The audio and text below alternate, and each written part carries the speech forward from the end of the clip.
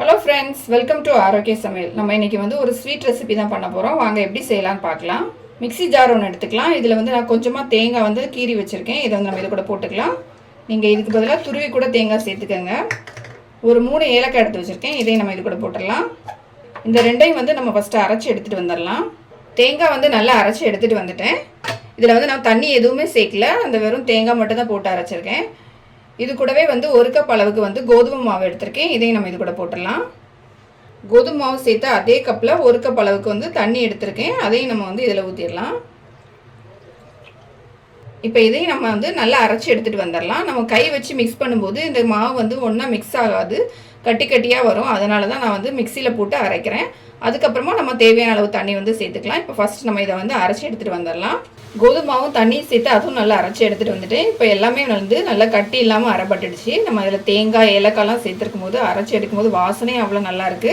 இப்போ நம்ம வந்து இதை வந்து ஒரு கடாயில் வந்து மாற்றிக்கலாம்.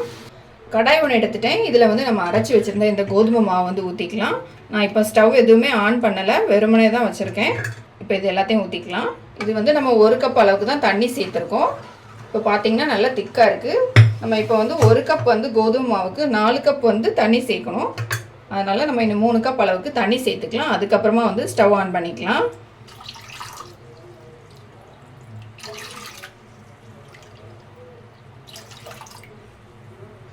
இப்போ மொத்தமாக பார்த்தீங்கன்னா 1 கப் கோதுமை மாவு, அப்புறமா வந்து கொஞ்சமாக தேங்காய் சேர்த்துருக்கேன். அதுக்கப்புறமா 4 கப் அளவுக்கு தண்ணி சேர்த்துருக்கேன்.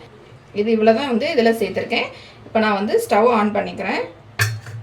ஸ்டவ் ஆன் பண்ணிவிட்டு கைவிடாமல் கொஞ்சம் கிளறிட்டே இருக்கலாம். இந்த கோதுமை மாவு வந்து கொஞ்சம் திக்காக கெட்டிப்படும். அது வரைக்கும் நம்ம வந்து கிளறிட்டே இருக்கலாம், இல்லைன்னா வந்து கெட்டி கெட்டியாக ஆகிடும்.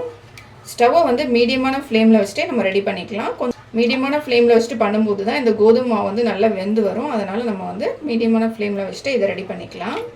இப்போ பார்த்தீங்கன்னா லைட்டாக வந்து பபிள்ஸ் வருது பாருங்கள். மாவு பார்த்தீங்கன்னா நான் கரண்டியில் எடுக்கும்போது தெரியும் பாருங்கள் உங்களுக்கு வந்து எந்த அளவுக்கு திக்காக இருக்குன்னு. மாவு வந்து நல்லா வெந்துடுச்சு. நம்ம வந்து இப்போ இனிப்புக்கு வேண்டி இதில் வந்து 1 கப் அளவுக்கு வெல்லம் எடுத்து வச்சுருக்கேன். இதை வந்து நம்ம இதில் போட்டுக்கலாம். நம்ம 1 கப் கோதுமை மாவு எடுத்துருந்தோம், அதனால் 1 கப் அளவுக்கு வந்து வெல்லம் எடுத்திருக்கேன். உங்களுக்கு ஸ்வீட் அதிகமாக வேணும்னா எக்ஸ்ட்ரா கூட சேர்த்துக்கோங்க. இதில் நம்ம வந்து சர்க்கரை இல்லைன்னா கருப்பட்டி, நாட்டு சர்க்கரை எது வேணாலும் சேர்த்துக்கலாம். உங்களுக்கு எது விருப்பமோ அது சேர்த்துக்கோங்க. நான் இன்றைக்கி வந்து வெல்லம் சேர்த்துருக்கேன். சேர்த்துட்டு நம்ம வந்து நல்லா மிக்ஸ் பண்ணிக்கலாம். இப்போ வெல்லம் பார்த்திங்கன்னா அது கூட நல்லா மிக்ஸ் ஆகிடுச்சு. இப்போ நம்ம வந்து 1 ஸ்பூன் அளவுக்கு நெய் சேர்த்துக்கலாம். இதில் நம்ம இது வரைக்கும் நெய்யே சேர்க்கல, இதில் இப்போ தான் சேர்க்க போகிறோம். நான் 1 ஸ்பூன் அளவுக்கு இதில் நெய் சேர்த்துக்கிறேன். இப்போ எல்லாத்தையும் நல்லா மிக்ஸ் பண்ணிடலாம். இது இன்னும் நல்லா திக்காகி நமக்கு வந்து கடாயில் ஒட்டாத அளவுக்கு வரணும். அந்த பதம் வர்றது வரைக்கும் நம்ம ரெடி பண்ணிக்கலாம். முடிஞ்ச வரைக்கும் நான்ஸ்டிக் பேன்லேயே வந்து ரெடி பண்ணிக்கோங்க. அப்போ தான் வந்து நமக்கு வந்து அது மிக்ஸ் பண்ணுறதுக்கு ஈஸியாக இருக்கும். கொஞ்சமாக பார்த்தீங்கன்னா ஃபுட் கலர் வந்து தண்ணியில் மிக்ஸ் பண்ணி வச்சுருக்கேன். இதை வந்து நம்ம இது கூட சேர்த்துட்டு மிக்ஸ் பண்ணி விட்டுடலாம். உங்களுக்கு ஃபுட் கலர் வேண்டாம்னா நீங்கள் வந்து இதை சேர்த்துக்க வேண்டாம், இதே கலர்லேயே வந்து ரெடி பண்ணிக்கலாம். ஃபுட் கலர் சேர்த்து நல்லா மிக்ஸ் பண்ணிவிட்டேன். இது வந்து நமக்கு வந்து இன்னும் திக்காகணும்.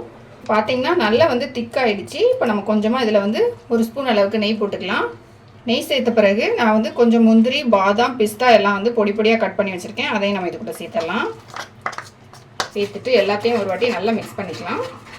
நல்லா திக்காகிடுச்சு பாருங்கள். கடாயில் வந்து நமக்கு ஒட்டாத அளவுக்கு வந்துடுச்சு. நம்மளோட ஸ்வீட் வந்து ரெடி ஆகிடுச்சு. நம்ம இதை வந்து இப்போ வேற ஒரு பாத்திரத்தில் வந்து மாற்றிக்கலாம்.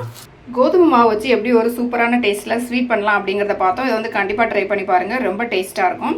இந்த வீடியோ உங்களுக்கு பிடிச்சிருந்தா லைக் பண்ணுங்கள், ஷேர் பண்ணுங்கள், மறக்காமல் என்னோட சேனலை சப்ஸ்கிரைப் பண்ணுங்கள்.